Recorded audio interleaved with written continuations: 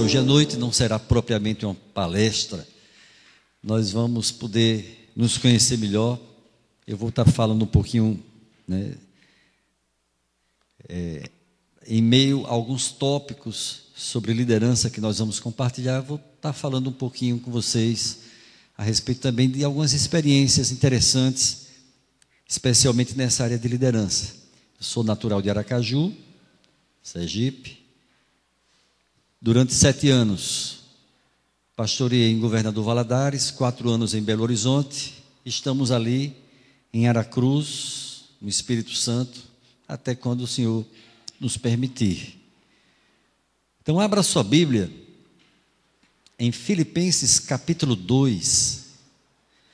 Vamos ler juntos 4 versículos.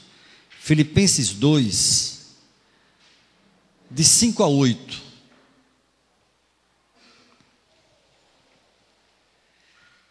Nós vamos compartilhar hoje à noite a respeito de algumas marcas de uma liderança eficaz. Vamos lá, todos juntos. Filipenses 2, de 5 a 8. Tende em vós o mesmo sentimento que houve também em Cristo Jesus, pois Ele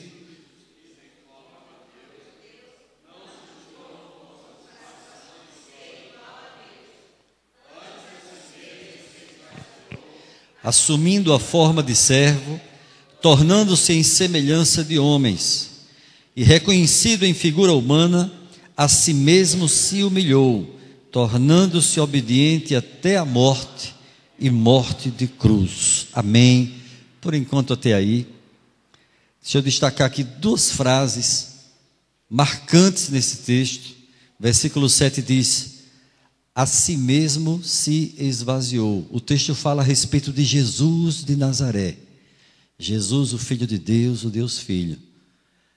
A palavra de Deus diz que ele se esvaziou da sua glória. Não deixou de ser Deus, jamais. Em nenhum momento do seu ministério terreno, da sua trajetória na face da terra, Jesus tornou-se, na encarnação, 100% homem, mas nunca deixou de ser 100% Deus. Mas ele esvaziou-se da sua glória. Ele abriu mão de agir como Deus. A si mesmo se esvaziou. E versículo 8 diz: a si mesmo se humilhou.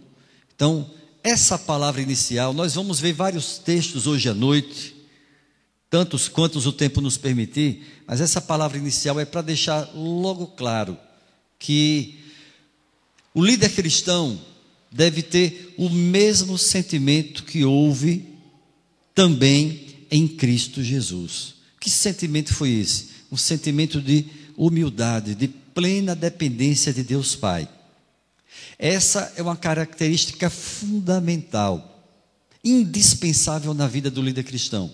O líder cristão que se deixa levar pela soberba, ele perdeu o ponto junto ao trono de Deus. Ele pode até ter o reconhecimento de quem está do lado dele, mas diante do trono da graça, ele deixa de ser reconhecido como um genuíno líder cristão, um homem de Deus guiado pelo Espírito Santo. Pois bem, eu coloquei aí algumas informações. Pode passar, amado? E nós vamos passando aí slide por slide. John Maxwell, ele disse que líder é aquele que serve, inspira e influencia outros ao serviço. Se eu fosse perguntar para você o que é liderança, geralmente palestras de liderança o pessoal faz isso. Ia ter inúmeras palavras importantes que ajudariam a conceituar a liderança. Serve, inspira, influencia. São 3 assim que não podem faltar numa boa definição de liderança. Líder cristão é aquele que serve. Jesus disse: eu não vim para ser servido, eu vim para servir e para dar minha vida em favor de muitos. Líder cristão é aquele que serve, é aquele que inspira. As pessoas olham para ele e sentem o desejo de chegar mais perto de Jesus.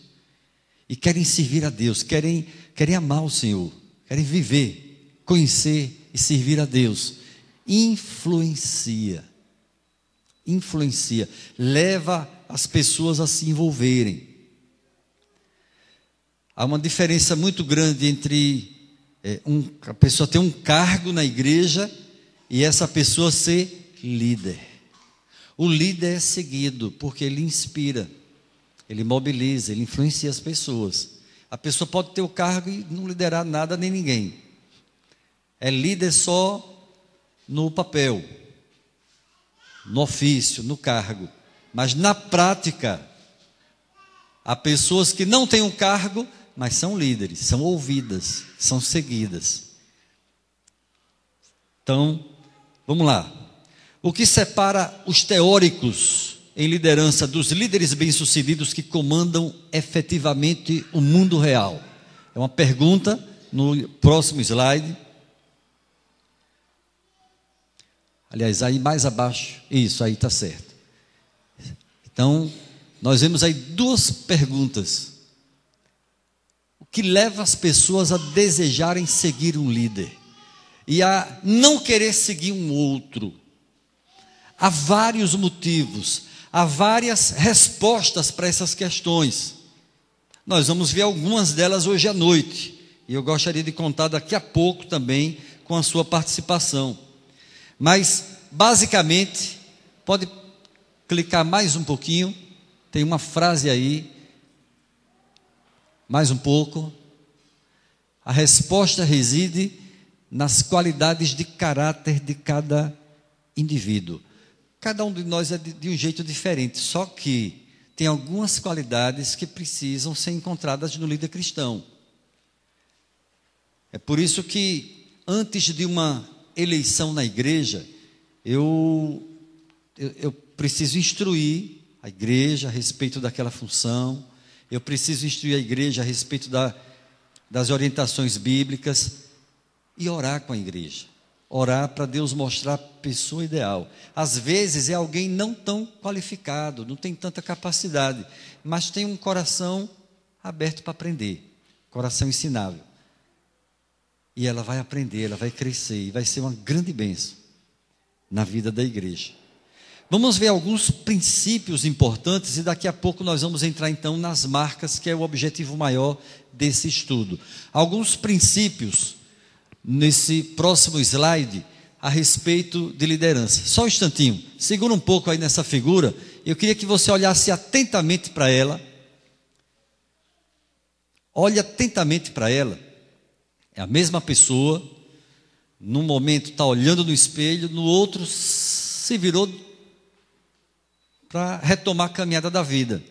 Então, ele tem uma autoimagem lá em cima, né? O ego do cara é inflado tanto quanto a caixa torácica do Superman, né? Então, o mineiro diz assim, ele se acha, ele está se achando, está podendo, né? E quando ele se volta para cá, aquele outro lado ali, assim, é o que as pessoas pensam dele. Primeiro, o que ele pensa dele. Ele acha que o ibope dele está lá em cima. E o outro lado é o que realmente está se passando, a imagem que ele tem perante as pessoas. Então vamos lá, próximo slide então, vamos ver alguns princípios importantes a respeito de liderança. Nós vamos dar uma passada assim, porque nós precisamos de um tempo mais na frente para poder, quem sabe, algum questionamento que surge, a gente poder esclarecer, se possível. Líder cristão é aquele que serve. Essas palavras de Jesus, elas confrontam o líder cristão. O líder cristão sério, que realmente quer agradar a Deus, que ama o Senhor, que quer servir com integridade, não pode esquecer dessas palavras. Ele não se tornou líder para ser servido pelas pessoas, para ser paparicado. Ele não se tornou líder para manipular as pessoas segundo o seu bel prazer, para fazer as pessoas fazerem o que ele bem quer, o que dá na cabeça dele. O líder cristão precisa ser guiado pelo Espírito Santo e tem que ver nas pessoas parceiras e parceiros no cumprimento da missão, e não gente que está ali para agradar ele, para poder fazer tudo o que ele quer, certo? Jesus morreu uma morte de cruz, mas Jesus viveu uma vida de cruz. O que é que significa isso? Jesus viveu uma vida de renúncia constante. Se Jesus quisesse, podia ter se casado, mas ele abriu mão disso. Ele podia ter fundado o seminário, ele abriu mão disso. Podia ter escrito livros, abriu mão disso também. Ele podia ter feito muitas coisas que hoje os líderes cristãos fazem, mas ele abriu mão de muitas coisas. Ele focalizou naquilo que considerou o mais importante. Até porque todo o ministério de Jesus durou em torno de 3 anos e meio. 3 anos e meio tão somente. E quanta coisa aconteceu. A ponto de o apóstolo João dizer, né, se a gente fosse escrever tudo que ele falou e fez, não tinha livro do mundo que desse para registrar, né? Pois bem, primeiro princípio que eu quero deixar para vocês: o líder cristão é um servo, é aquele que cinge os ombros com uma toalha, que pega uma bacia cheia de água e serve as pessoas. O líder cristão é aquele que faz da sua vida uma vida de utilidade para o reino de Deus. Outro princípio: o líder é exemplo de compromisso de palavra, mesmo sabendo das suas limitações. Todos nós temos limitações. Nenhum líder é completo em si mesmo. Você pode pegar um pastor assim bem conhecido, ele é excelente naquela área pela qual ele é conhecido. Em outras ele tem deficiências. Aí ele precisa identificar deficiências, trabalhar nelas, tentar sempre melhorar. A vida inteira nós precisamos aprender sobre liderança, aperfeiçoar nossa liderança. Deus coloca em nossas mãos muitas ferramentas para sermos bons líderes, mas nós não podemos esquecer que nós mesmos somos a principal ferramenta que Deus usa, e essa ferramenta que somos nós precisa ser lapidada, precisa ser afiada, qualificada cada vez mais a cada dia da nossa vida. O exercício da liderança exige firmeza de propósitos. Isaías 26:3, um dos meus versículos preferidos, diz: Tu, Senhor, conservarás em perfeita paz aquele cujo propósito é firme, porque ele confia em ti. O líder cristão confia em Deus, tem propósitos firmes diante de Deus, e por isso tem paz perfeita reinando no seu coração. Outro princípio: o líder deve lutar pela unidade da equipe. Isso tem que ser uma obsessão na vida do líder. A equipe é um grupo coeso, que caminha junto, que conquista vitórias juntos, que sofre perdas juntos. Então eles caminham como uma equipe, como um time. Eles buscam sempre afinar a visão, sempre, melhor dizendo, refinar essa visão, ter o mesmo objetivo, seguir firmes no mesmo propósito. Então, a unidade, qualquer indício de possível quebra de unidade tem que ser identificado, tem que ser corrigido imediatamente. Imediatamente. Isso aí é um valor inegociável na liderança cristã. Próximo slide. O líder precisa ser paciente, pois ouvirá a mesma coisa de várias pessoas mais de uma vez. Sempre que eu falar aqui líder, por favor, entenda, eu estou falando de pastor, de presbítero, de diácono, líderes de comissões, de ministérios na igreja, líderes de sociedades internas, líderes em geral, certo? Mas a liderança não se limita, do líder cristão, não se limita ao ambiente da igreja. No seu ambiente de trabalho, ele exerce alguma liderança, então aplica esses princípios. Na sua casa, na sua vizinhança, na parentela, no clube, em qualquer lugar, princípios de liderança, eles permeiam a nossa vida e devem ser aplicados em qualquer situação. Servem para isso, certo? Mais um pouco. Claro que quando a gente fala de pastor, né, essa coisa de ouvir a mesma coisa, o senhor já bem idoso em Valadares, toda visita que eu fazia a ele, eu tinha que ouvir as mesmas histórias, rir das mesmas piadas.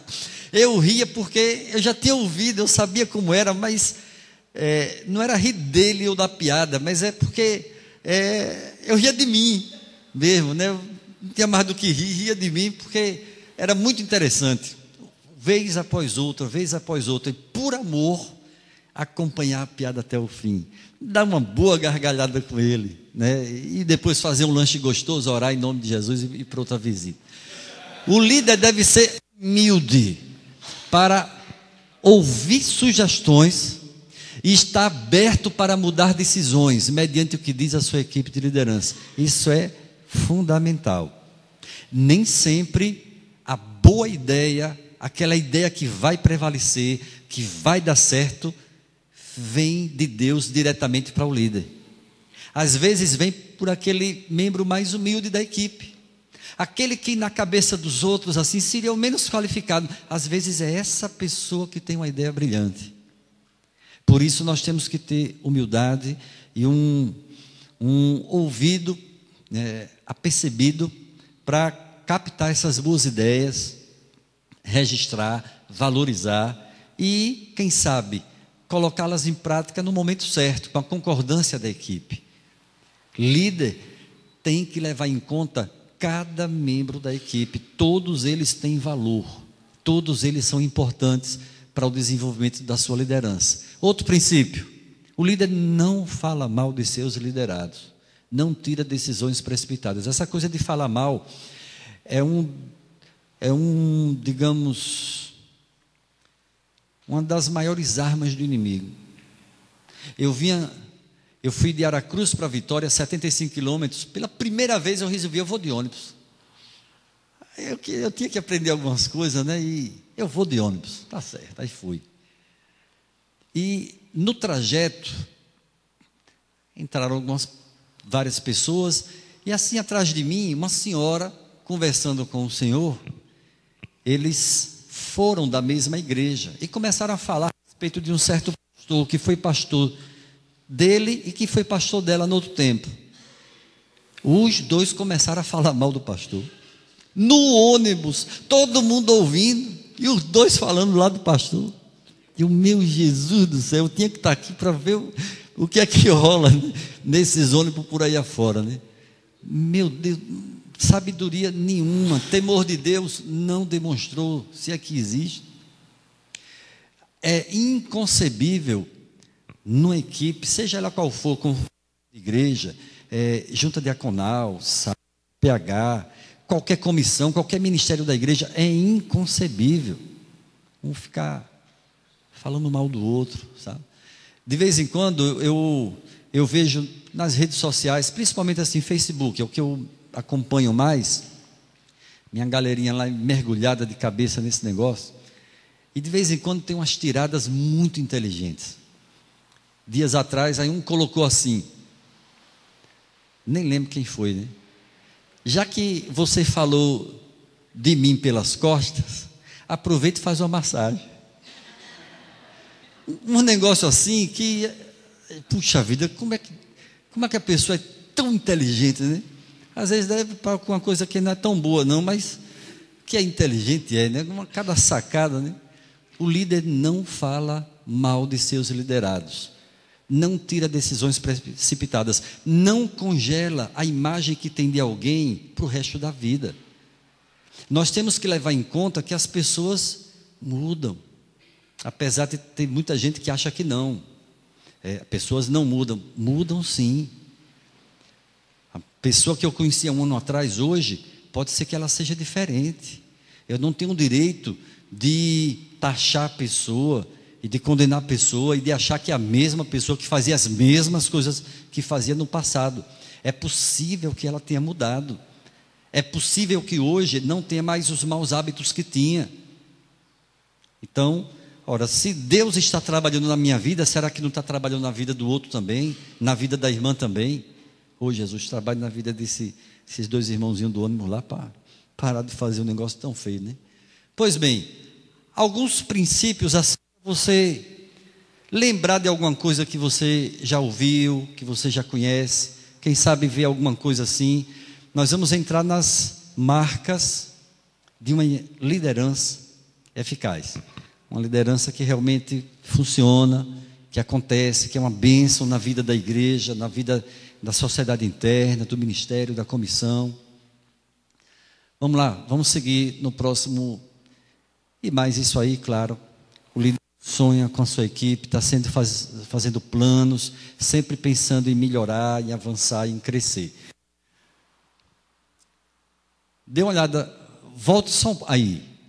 Dê uma olhada nessa figura. Eu não quis encher com muita figura, tem muita coisa interessante, mas nosso objetivo hoje não é tanto a instrução propriamente dita.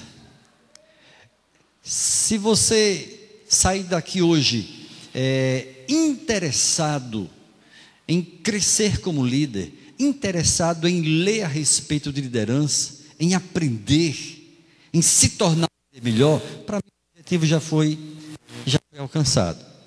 Para mim o objetivo maior é esse, é que essa noite sirva para lhe inspirar, despertar em você o desejo de aprender, de crescer, e o reconhecimento de que precisa realmente aprender mais, crescer mais, afiar essa ferramenta que é a sua própria vida na mão de Deus. Então, pode seguir.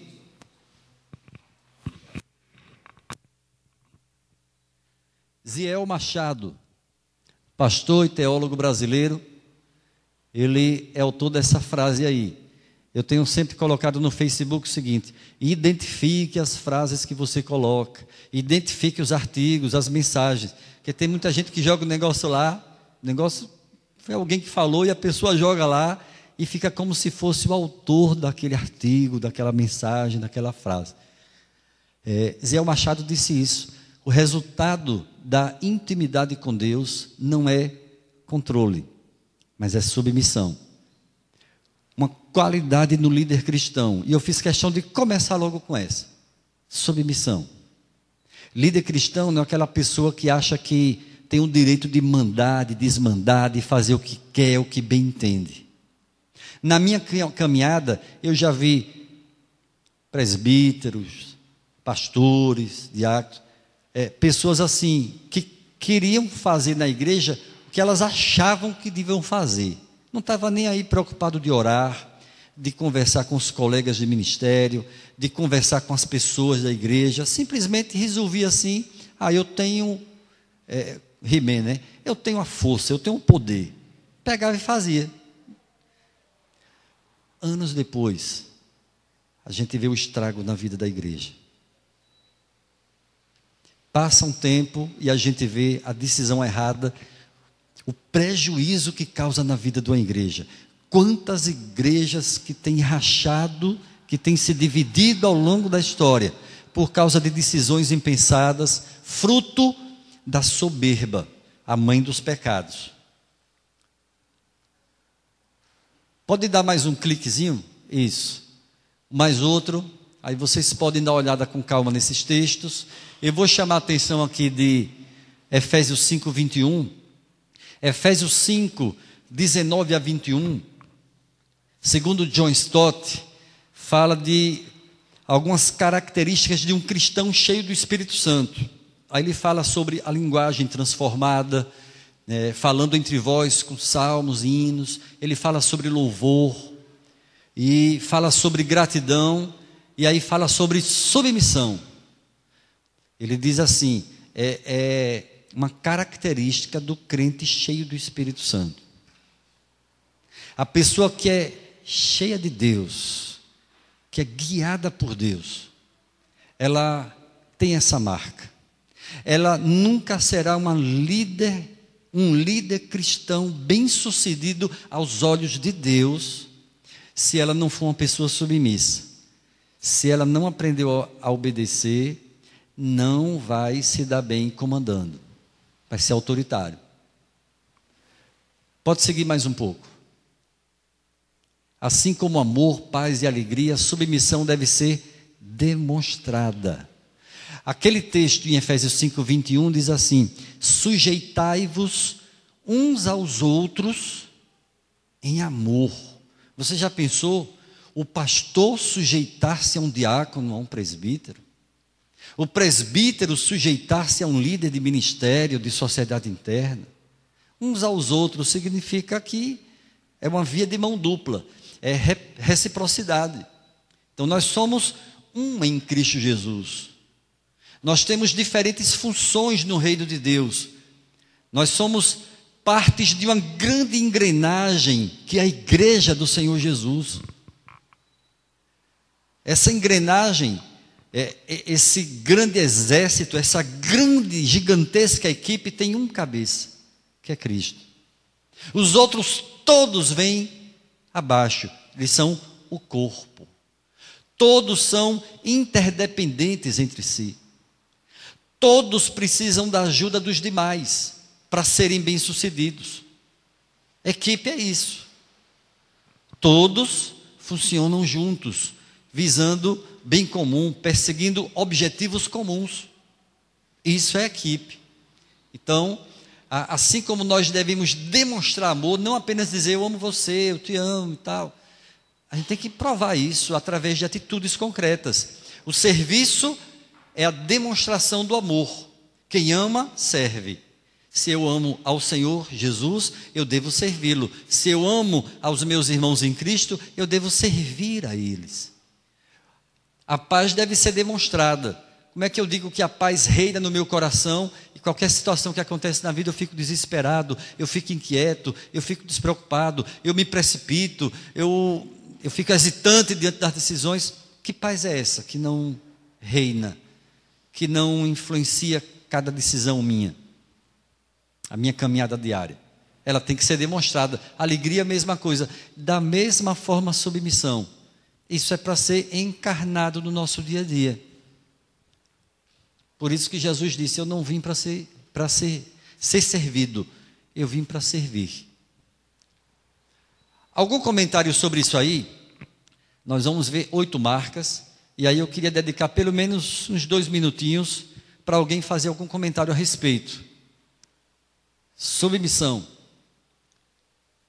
Você gostaria de dar um exemplo? Você gostaria de falar a respeito da sua própria vida? Você se considera uma pessoa submissa? Não é simplesmente ser submissa ao pastor, submissa à sua liderança, àqueles que caminham lado a lado com você. Alguma pergunta, algum comentário? Tranquilo? Queria que essas marcas ficassem bem firmadas na sua mente e no seu coração.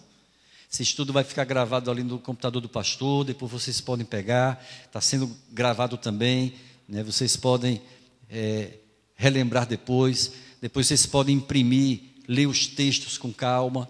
Tem muitos outros textos que na medida que vocês forem vendo, vocês vão lembrar. Pessoas submissas e pessoas rebeldes.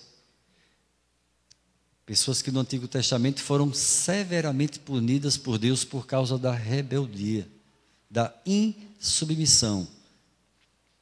Está tranquilo? Podemos caminhar? Então, segunda marca: disciplina.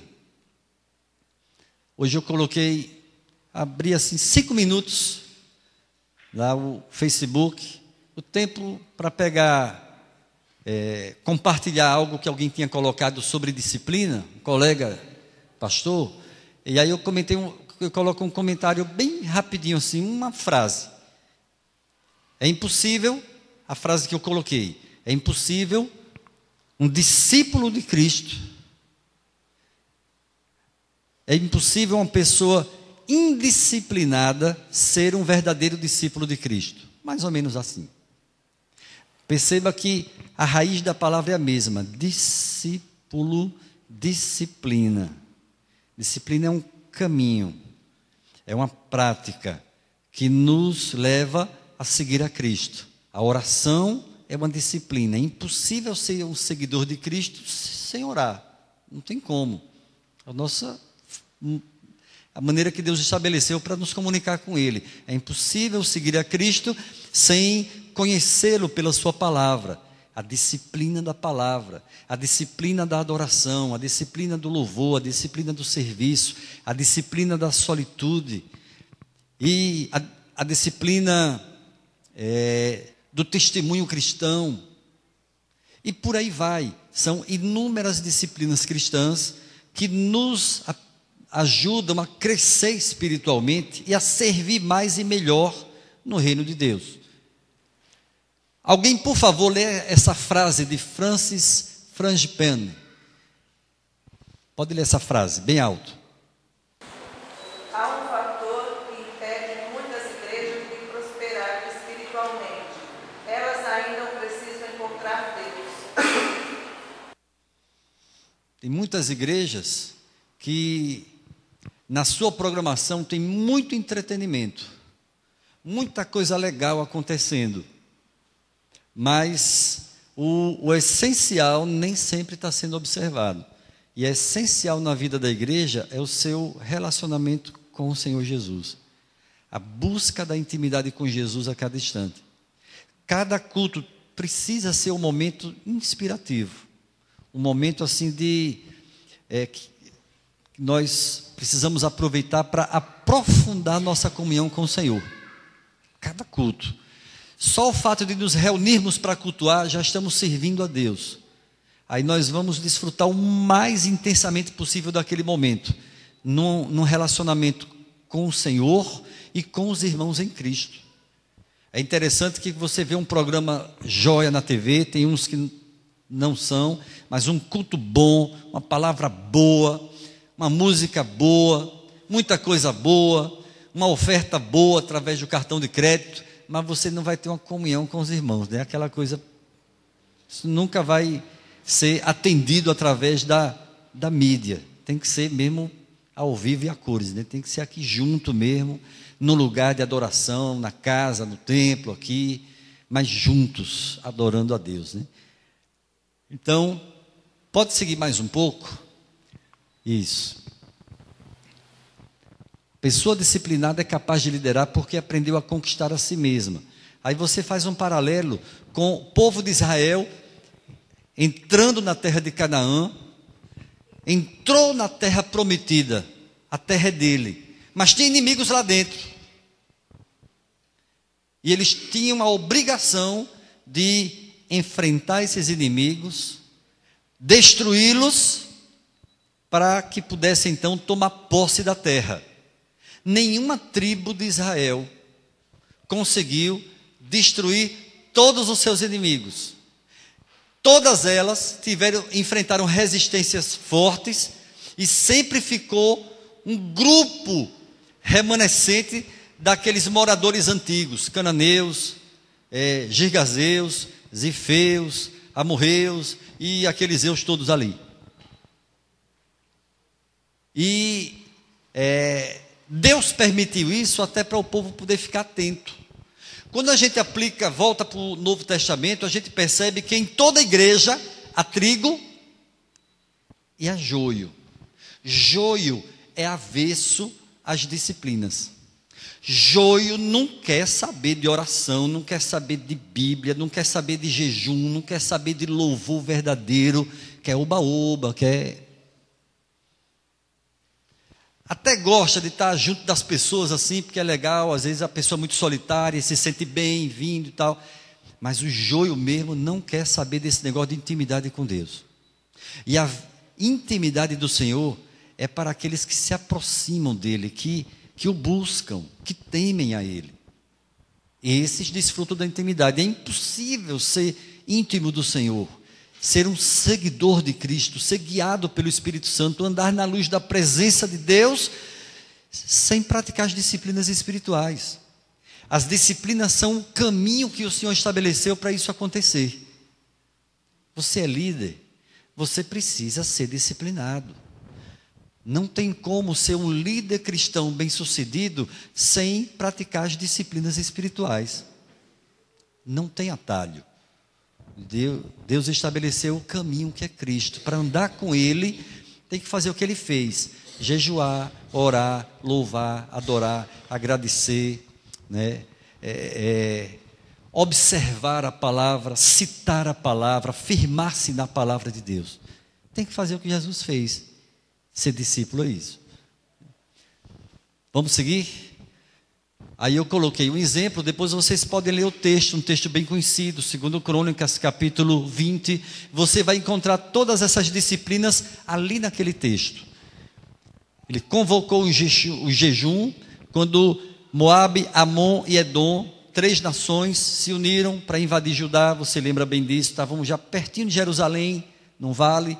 E aí Deus, levou Josafá a assumir uma postura de verdadeiro líder. E aí ele convocou jejum, fez uma reunião de oração gigantesca na praça central em Jerusalém. O povo estava unido num só propósito, todo mundo junto, homens, mulheres, crianças, meninos de colo, todo mundo junto. Aí Deus levanta um tal de um levita chamado Jaziel. Você só vê o nome dele ali. Ponto. Um quase anônimo. Levanta ele no meio do povo, dá um recado para o povo, e o povo creu naquilo ali, tomou posse daquela palavra. Deus disse: a peleja é minha, não é de vocês, vou assumir esse negócio. Palavra, louvor, adoração, ações de graças. Deus fez o que tinha prometido, destruiu os inimigos todos, e eles conquistaram um grande despojo e voltaram louvando e bendizendo ao Senhor. Então você vê várias disciplinas espirituais colocadas em prática pelo povo de Deus, sob a liderança de Josafá, lá naquele capítulo. Depois você em casa lê com calma e você vai perceber naquele texto essas disciplinas sendo praticadas. Vamos seguir. Algum comentário? Tranquilo, disciplina? Como é que está a sua vida de oração, na bênção, fluindo? Lendo a Bíblia regularmente? Deixa eu aproveitar e dar só um exemplo, com muito temor diante do Senhor, mas até para servir de inspiração para você. 1990, reverendo Messias Anacleto Rosa, pastor da primeira igreja presbiteriana independente de Londrina, no Paraná. Vocês devem ter conhecido. Esteve lá em Aracaju pela primeira vez. Com esse ano agora, ele já foi lá, acho que umas 9 ou 10 vezes. Sempre nos aniversários da igreja. É o cara que tem conteúdo, né? Repetir no aniversário da igreja, o mesmo pregador, tem que ser sustância, como diz o pastor Jeremias, né? Então, ele disse um negócio que marcou a minha vida. E eu sempre procuro assim observar, atentar nas coisas que eu ouço e pegar algumas delas assim para aplicar na minha vida. E ele fez uma colocação assim, ele disse: eu leio a Bíblia toda de 3 em 3 meses. Quando ele falou aquele negócio, eu disse: Jesus, toma conta. De 3 em 3 meses, será que esse velho não faz mais nada na vida? Não é possível, para mim não dá, não tem jeito. Mas depois eu pensei comigo assim: se eu tentar começar desse jeito, não vou conseguir. E geralmente é o que as pessoas fazem. As pessoas não têm o hábito de ler todo dia. Aí diz assim: vou ler a Bíblia toda esse ano. Aí começa janeiro, chega em fevereiro, para. Ah, não dá não. O Senhor sabe todas as coisas. O importante é a minha intenção. Aí desiste. Foi o que eu fiz. Eu desenvolvi o hábito de ler todo dia. Meu velho pastor costumava sempre dizer na escola dominical o seguinte: classe de jovens, classe São Paulo. Aí pastor Neemias dizia assim: leia a Bíblia todo dia, nem que seja um versículozinho. Aí eu pensava comigo: Jesus chorou. Nem que seja um versículo, mas crie o hábito de ler todos os dias. Começa por aí. Começou por aí, depois aí vem o grande desafio: leia a Bíblia toda, todo ano. Todo ano, todo ano. É um belo desafio. Aí eu comecei a fazer isso. Quando eu consegui o primeiro ano, fiz festa. Eu e Jesus, mas fiz. Bênção demais. Uma grande vitória foi obtida. Fiquei alguns anos nessa, todo ano lendo, todo ano lendo. Passaram-se alguns anos, 5, 6 anos. Aí eu, pastor Messias falou, 4 vezes por ano. Aí eu comecei a ler 2 vezes por ano, de 6 em 6 meses. Que efeito tremendo teve na minha vida. Vez por outra eu via um pregador dizer uma coisa assim, esse negócio de legalismo, de ficar lendo assim, assado, tá? Não dê ouvidos a isso. Eu não estava fazendo por legalismo, eu não queria impressionar ninguém, era uma coisa minha com Jesus. Aí eu fui 2 vezes por ano, 2 vezes por ano. Foi quando eu fui para Valadares. Os desafios muito grandes. Quanto maior o desafio, maior a necessidade de Bíblia e de oração e de jejum. Bíblia, oração e jejum. O que foi que eu fiz? 3 vezes por ano, de 4 em 4 meses. Tanto que eu uso essas Bíblias aqui, R$20. Aí dá. Aí eu compro logo um bocado e leio, grifando, anotando, enumerando e tal. É um ministério que eu tenho há vários anos. Aí dou de presente a alguém na igreja, um novo na fé, um evangelista, um amigo meu. E quantas pessoas no aniversário eu dei de presente uma Bíblia lida, toda amassada, riscada, grifada, anotada e cheia de número 1, 2, 3, 1, 2, 3, 4, 1, 2, coisa de presbiteriano mesmo. Benção, disciplina. Não sei se eu já cheguei, já dei, foi? Já dei. Aí passaram-se alguns anos, aí ele falou 4. Aí eu comecei. 4 vezes por ano. Que coisa fantástica. É como xarope. No início, todo mundo aqui já foi criança, né? No início, é um xarope, amarga. Que coisa difícil. Você está com sono, e você falha um dia, no outro dia você tem que repor, ler o dobro. Ler o dobro, meu Deus, não vou conseguir. Aí dividia, uma parte de manhã, uma parte à noite e tal, dava meus pulos, dava meu jeito. Mas aí foi. Ano passado eu fui retrasado, aí eu voltei a 3. Esse ano eu voltei a 4. Porque eu senti falta. Depois se torna parte de nós. Depois que a gente encarna aquela disciplina, aquilo preenche a gente. Por isso que o apóstolo Paulo disse: habite em vós ricamente a palavra de Cristo. Você quer ser um líder bem-sucedido? Tem que comer a palavra de Deus. Fazer o que Deus disse a Ezequiel. Ezequiel, capítulo 3, versículo 10.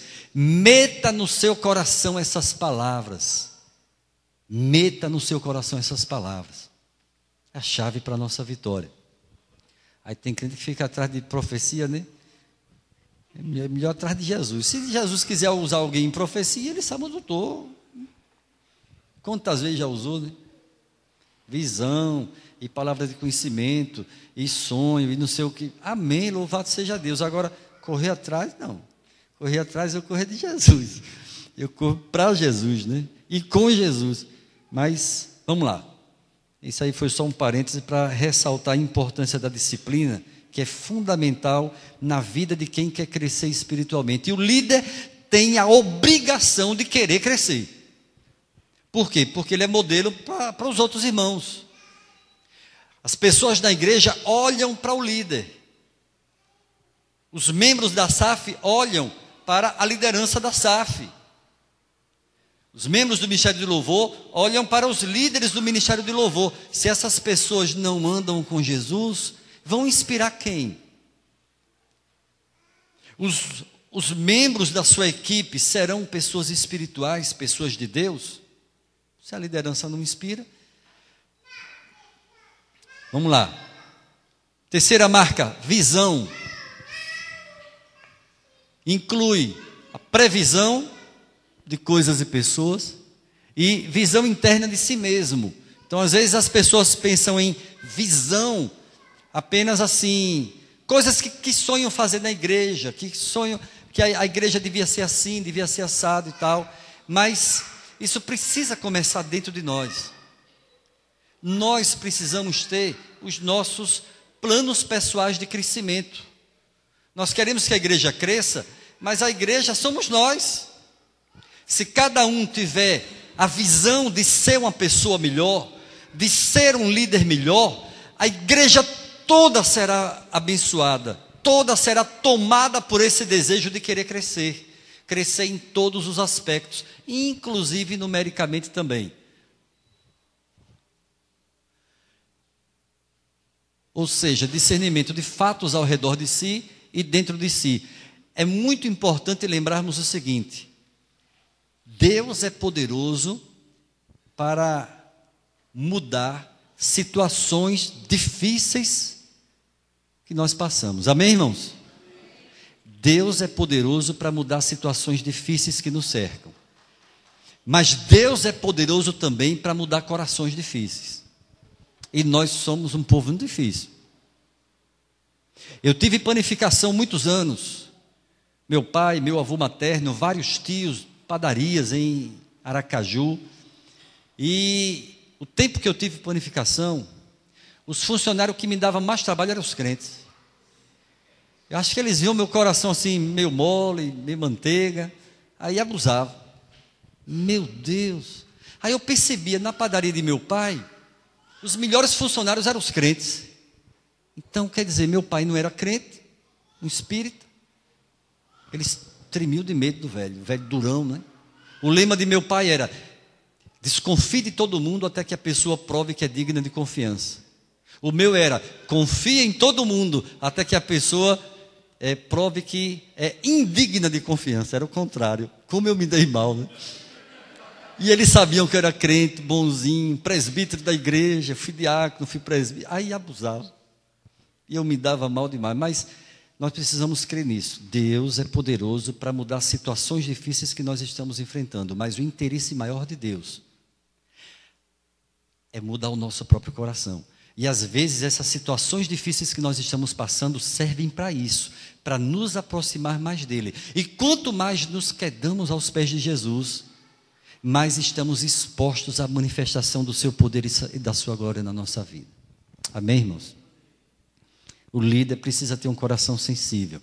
E se ele quer ter visão espiritual, se ele quer enxergar o plano de Deus na vida da sua equipe, na vida da sua igreja, ele precisa ter um coração sensível para o Senhor. Maleável, que ouve ao Senhor, que sente a presença de Deus, que busca a Deus com sede, com fome da sua palavra. Visão, sabedoria. Amanhã à noite, se Deus permitir, vamos compartilhar sobre Moisés, e vocês vão ver que quando jovem ele tem muita disposição, muito conhecimento intelectual, uma formação acadêmica invejável, mas sabedoria era zero. Sabedoria. O líder cristão precisa de sabedoria. E não adianta ele achar assim: não, mas um ano atrás eu já pedi sabedoria, então eu tenho. Você já usou, já gastou, você tem que pedir continuamente. Nós precisamos sempre buscar a sabedoria de Deus. Nós precisamos disso. O pedido que Salomão fez quando assumiu o reino. E não era nenhuma criança, não. Já era um homem feito. E era inteligente, tanto era inteligente que fez esse pedido: Senhor, eu preciso de discernimento, de sabedoria para conduzir esse grande povo. Sozinho não vou dar conta, não. E Deus se agradou daquele pedido que ele fez. Deus gostou demais daquele pedido, né? Eu preciso de sabedoria. É mais do que conhecimento ou percepção humana. É discernimento celestial. E veja o seguinte: para você adquirir conhecimento tem que ralar pra caramba, né? Júnior, cadê Júnior? Júnior está fazendo faculdade, né? Parece que é o 3º ano. Deve estar ralando, tadinho, um tanto. Eu fiz um curso de 3 anos de teologia do meu presbitério, nível médio, para líderes, evangelistas. Depois fiz seminário, 5 anos estudando à noite o seminário, bacharel em teologia. Depois 2 anos indo para Campinas, eles já estavam no seminário, para fazer uma pós-graduação. 10 anos de teologia, e já estou com um desejo estranho de fazer algum outro treinamento, alguma outra coisa assim, porque existe a necessidade. Mas isso tudo é busca de conhecimento. A gente demora, a gente rala muito, lê muito, estuda muito. Dezenas e dezenas de congressos, seminários, simpósios, fóruns. Tem que participar, tem que ler muito, tem que estar antenado com as coisas que estão acontecendo também. Conhecimento, a necessidade que nós temos. Gente, sabedoria. O apóstolo Tiago disse assim: se você não tem, peça a Deus. que a todos dá, e a ninguém ele nega. O que é que você tem que fazer? Dobre o joelho diante do Senhor e diga: Jesus, eu não tenho, eu preciso, me dê sabedoria. Ele vai dar. Ele não vai ficar dizendo: não, tem que pedir mais. Não pediu direito. Não vai ficar brincando de esconde-esconde. O segredo é reconhecer que não tem. Pelo menos que não tem o suficiente para se sair bem na sua liderança. Reconhece, se humilha diante do Senhor, pede com fé, sem duvidar, como o Tiago disse, e vai receber. E olha, que coisa maravilhosa é você dispor da sabedoria que vem do alto. Já pensou as pessoas chegarem para Jesus, os fariseus, e disserem: e aí, Jesus, é lícito pagar imposto a César, nós, o povo de Deus, o povo da aliança, o povo santo de Israel, pagar imposto ao imperador pagão? Que cilada, hein? Não, de forma alguma vamos pagar. O cara é revolucionário, sectário, prende, denuncia para César. Tem que pagar. Olha, está vendo? Está vendido a César. Qualquer resposta que Jesus desse, humanamente falando, estava enquadrado. Era uma pegadinha do inferno, uma cilada. A palavra de Jesus foi uma palavra de sabedoria. Resolveu. Palavra de sabedoria é aquela que vem e desmonta as astutas ciladas do diabo. Desmonta. O diabo fica assim, de cara no chão. Sabedoria. A palavra de Deus diz que a sabedoria resolve com bom êxito. Aplicação correta do conhecimento em situações difíceis, na complexidade, e haja complexidade das relações humanas. O ser humano é altamente complexo. É complicado demais. Eu estava vendo um humorista um dia desse, ele dizendo assim, que o marido chega em casa e a mulher diz: onde você estava essa hora? Antes dele responder, ela já disse: já sei, estava com a outra. Aí todo mundo morre de rir, né? Mas tem pessoas que realmente são muito complicadas. Aí o humorista brinca dizendo assim: se ela já sabia, por que perguntou? Se perguntou, esperasse a resposta dele. Mas antes do coitado responder: já sei, estava com a outra. Gente, é muito complicado. E olha, igreja é formada por gente. Igreja são as pessoas. Esse prédio aqui, a gente chama de igreja. Mas vocês sabem, no fundo, que nós é que somos a igreja. Jesus não morreu para salvar esse prédio. Não, a gente vai embora. Deixa aí para os testemunhos de Jeová fazer festa, os adventistas, mormon e não sei o quê. Não tem problema, eles podem ficar com tudo aí. Nós somos a igreja, Jesus morreu por nós. Gente, é complicado demais. E nós precisamos de sabedoria. Eclesiastes 8, versículo 5, a parte B do versículo diz: o coração do sábio conhece o tempo e o modo. O tempo certo de fazer as coisas, de falar as coisas. O modo certo de fazer ou falar as coisas. Você pode falar a coisa certa, mas se for na hora errada, estraga tudo. Você pode fazer a coisa direitinho como manda o figurino. O livro diz: faça assim, assim, assim. Aí você vai e faz assim, assim. Mas foi na hora errada. Estraga tudo. Qualquer comentário, vocês, por favor, me interrompam. Viu? Eu sou pastor. E pastor tem um caso de amor com esse negócio aqui, que é um negócio sério, né? Mas é que eu estou também olhando ali para o relógio ali e já está bem avançado. Pois bem, Jesus disse, né? Dai a César o que é de César. No nosso caso, a César é bem gulosa. Então, mas tem que dar. Tem que pagar o imposto que é devido. Né? E tem que dar a Deus o que é de Deus. Tem gente que até dá a César, mas na hora de dar a Deus o que é de Deus, rouba, sonega. Ah, mas Deus é bonzinho, Deus vai perdoar. Isso é legalismo, é do Antigo Testamento. Tem umas ideias circulando na internet assim sobre dízimo, um negócio bem esquisito, né? Mas não é o nosso caso aqui. Quinta marca, coragem. A qualidade que nos capacita a enfrentar dificuldades com firmeza, sem medo, sem depressão mental. Aí você pode ver depois a vida de Débora. Coragem, atender o chamado, convocar Baraque. Baraque dá uma hesitada. Só vou se você for.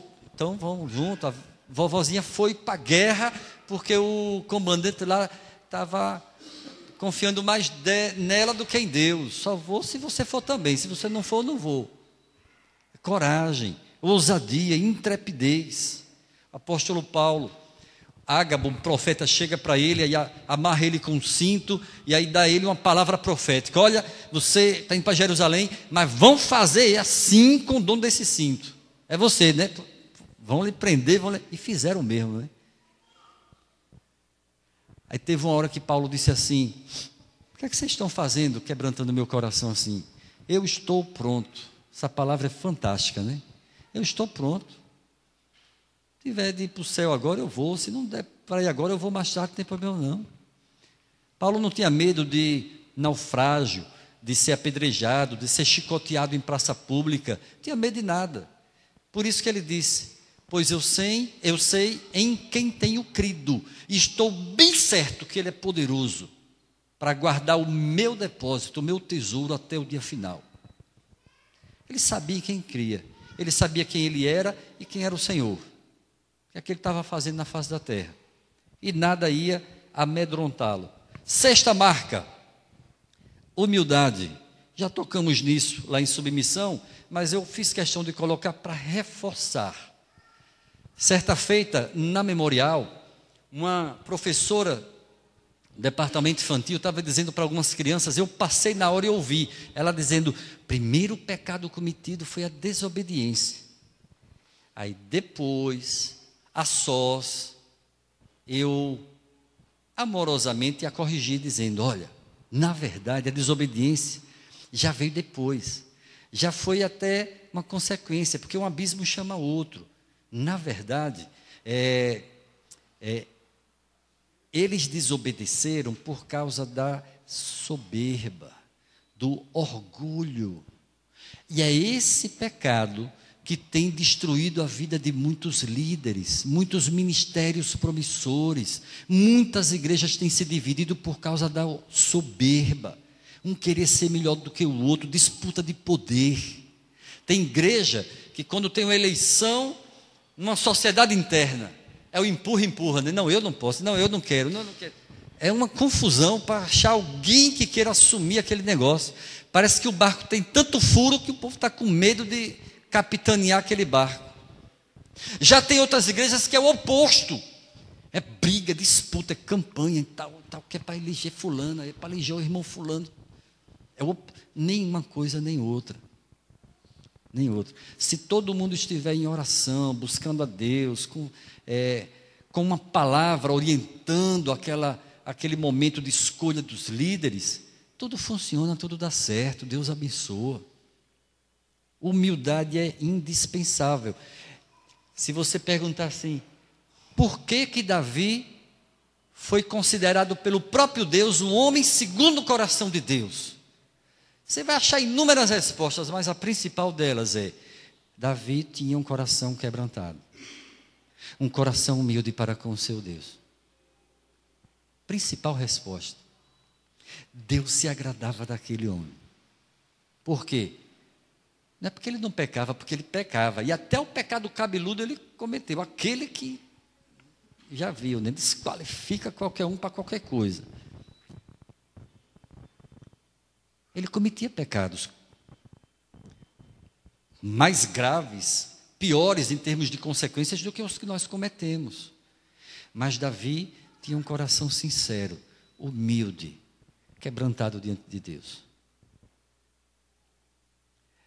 Saul, quando foi confrontado por Samuel, disse: rapaz, eu pequei, eu errei, mas venha comigo, vamos adorar a Deus, porque os meus anciãos estão vindo aí, tá? Eu tenho que adorar a Deus com eles, sabe? Vamos, deixa quieto esse negócio, está resolvido, eu reconheço, não, está certo, de qualquer forma. Davi não. Davi rasga o coração. Você lê o Salmo 51, é contagiante. É um impacto muito forte para o nosso coração. Humildade.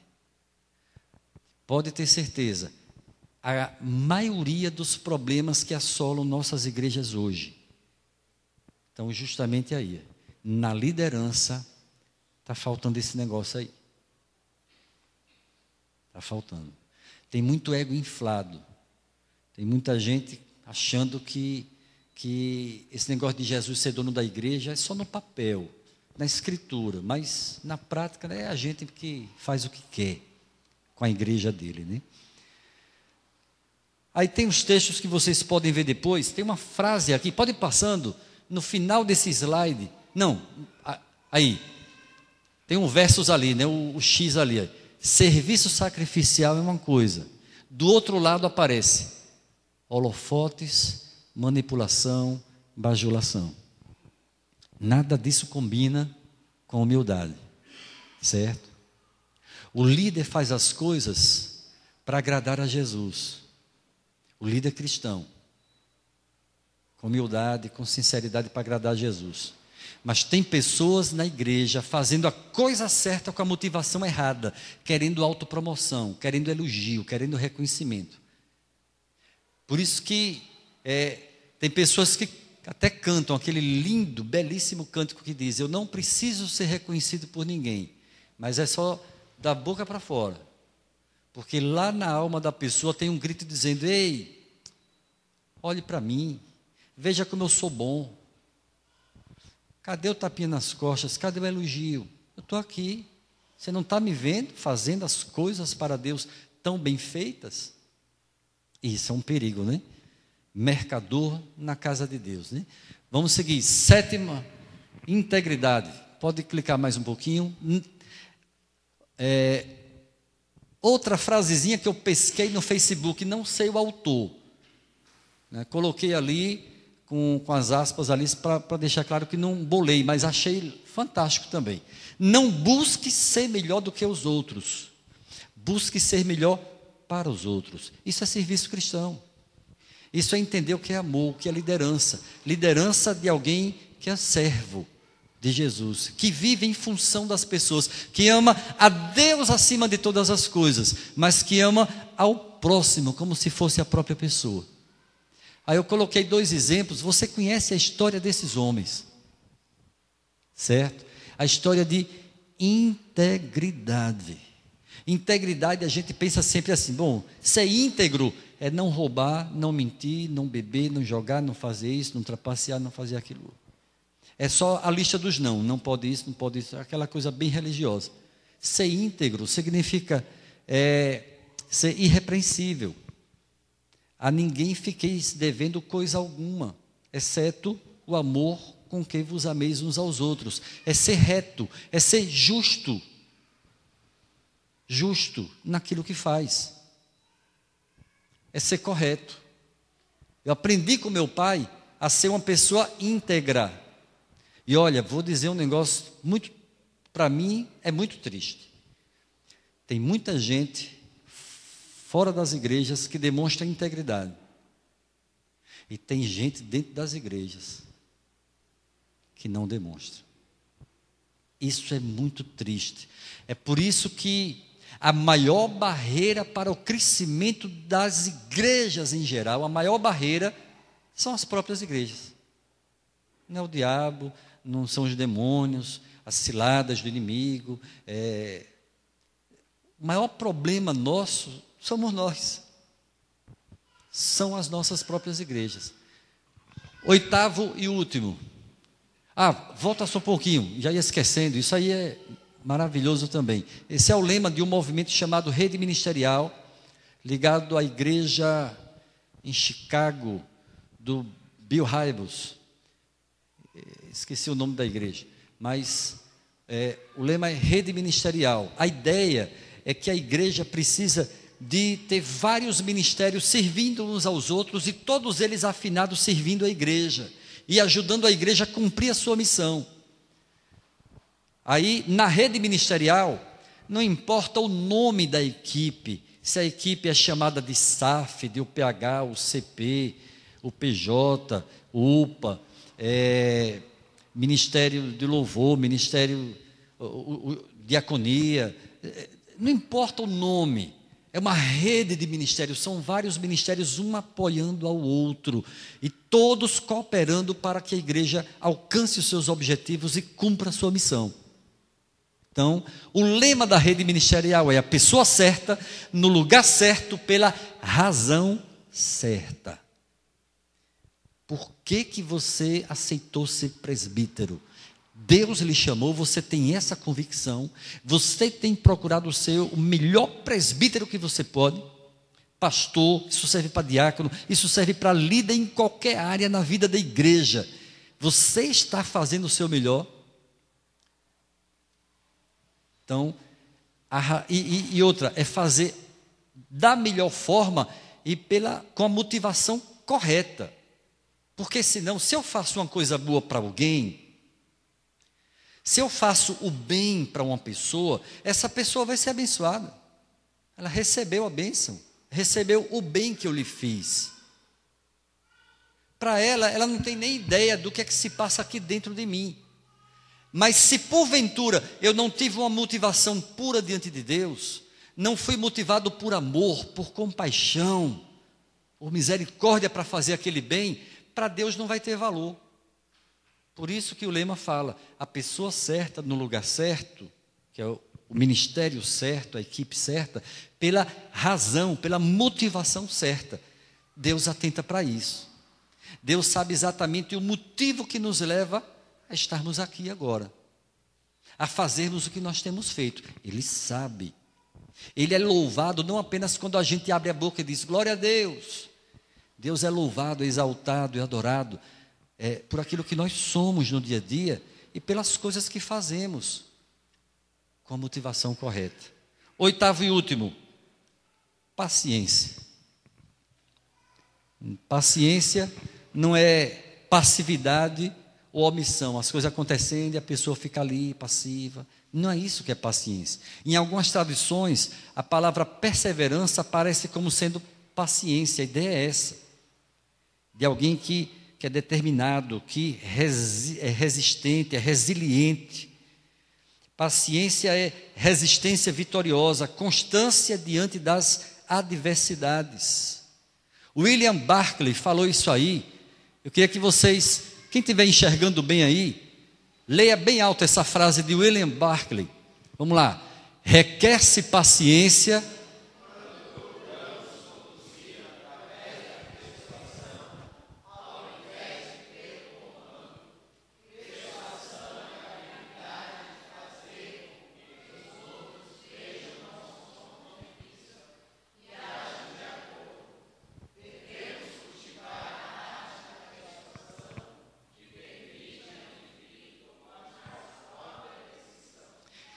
Nós propomos, lançamos uma ideia, ajudamos a pessoa a enxergar os benefícios daquela ideia, se ela for abraçada, mas não forçar, comandar. Nós não somos chefes das pessoas aqui na igreja. Deus nos levantou como líderes.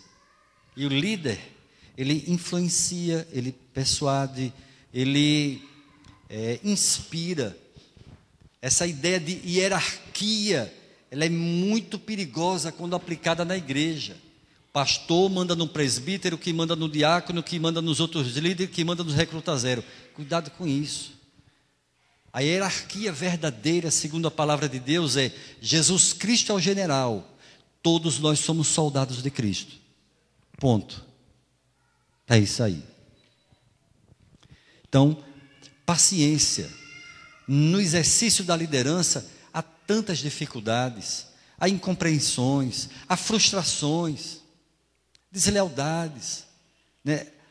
Comentários negativos, maledicência, tantas coisas acontecem, mas o gratificante é quando nós vemos na caminhada da vida pessoas a quem Deus abençoou tão grandemente através da nossa liderança. Isso é maravilhoso. Maravilhoso. Isso é gratificante. Você, como líder de uma sociedade interna, você vê pessoas envolvidas trabalhando junto com você e você perceber ao longo do tempo que a pessoa está crescendo, está se tornando uma pessoa melhor, está mais envolvida, mais comprometida, ajudando alguém a andar com Jesus, discipulando alguém. Não tem preço que pague um negócio desse. Você vê assim, puxa vida, Deus usou a minha instrumentalidade, a minha vida para abençoar a vida da irmã fulana, do irmão fulano. Deus me usou para abençoar o casamento dos irmãos fulano e fulano. Deus me usou para alcançar aquele garoto que estava enveredando pelo caminho das drogas, aquela menina que estava se deixando levar pela fornicação, e por aí vai. Isso é extremamente gratificante, mas nós precisamos ser pacientes no exercício da liderança, perseverantes, continuar firme, enfrentando as dificuldades, confiando em Jesus e nos alegrando com os frutos que Ele coloca em nossas mãos. Amém, irmãos? Chegamos ao final.